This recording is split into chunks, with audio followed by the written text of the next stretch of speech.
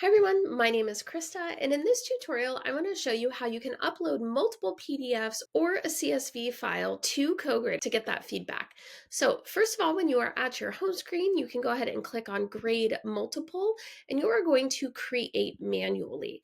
In here, you are going to fill out all of the information for the class and the assignment. Once you have the information about the class name, the assignment, and the prompt, down here, you will then go to Upload Files, and you will find from device, and you will go ahead and select those PDFs. You can click as many as you want in one go, and you will see that it will upload each of those right here into CoGrader. Go ahead and click done, and then you can see in here that those two assignments have been uploaded and they are graded and need review just like every other assignment.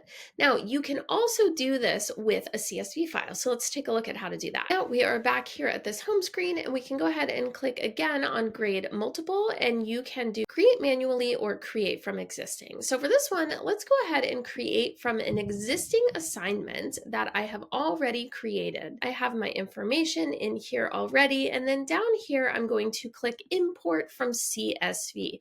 So I'm going to find my CSV file that has been downloaded to my computer already, and I'm going to go ahead and start to import that. And on this page, I am going to fill out this information. So it's asking in which column is the student name, and it is name. And I don't need the student's last name there, but the submission contents that I want to make sure is imported so that it can be assessed is, what do you think will be the most difficult part? So I'm going to go ahead and select all of that information and then click import. And once that CSV is uploaded, I am brought to this screen where everything is graded and just needs review just like every other assignment. So that is how you can bulk import PDFs and CSV files into CoGrader to get that feedback for students in a quick and efficient way. Hope that helped. Till next time.